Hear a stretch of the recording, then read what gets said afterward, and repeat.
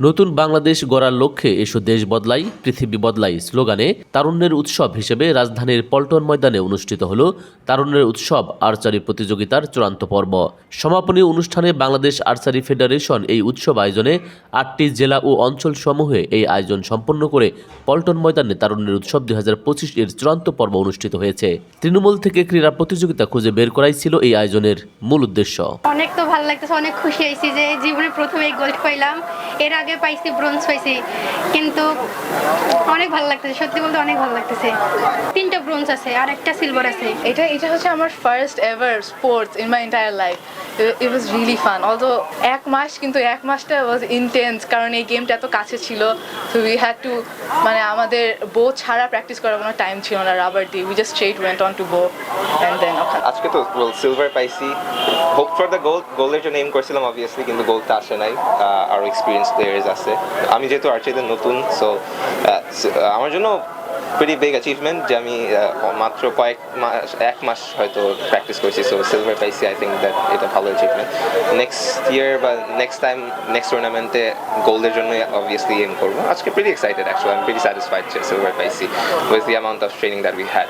And ফিউচারে বাইরে খেলা, ডেফিনেটলি আমি ইউনিভার্সিটি যদি পড়তে চাই বাইরে বা এমনিতে ইন্টারন্যাশনাল স্টেজে, definitely I will try my best.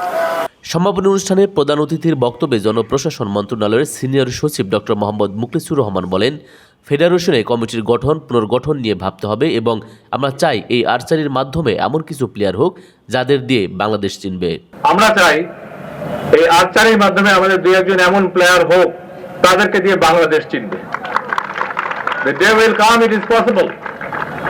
সীমাবদ্ধতার মধ্যে প্রথমত একটা আছে আপনাদের কমিটি গঠন পুনর্গঠন। এখানে কিছু লোক থাকে always negative, try to make them positive, more effective. আমরা যেটাকে বলি কমিটিগুলো ইফেক্টিভ করেন। লিমিটেশন আছে, সরকার কিছু টাকা দিবে। আমি জনপ্রশাসনের সচিব হিসেবে আপনাদের উপদেষ্টা মাননীয় এবং অন্য এইটার সাথে রিলেটেড সচিবদের এবং ফান্ড যাতে বেশি পান সে ব্যাপারে আমার উদ্যোগ থাকবে। আপনারা যাতে বেশি করে ফান্ড পান সে ব্যাপারে আমি পার্সোনালি ইন্টারেস্ট নেব, যেহেতু once I was a player, I was a national player of hockey. অত্যন্ত সূক্ষ্ম একটা খেলা আমার মনে হলো। It's a rifle shooting more than that.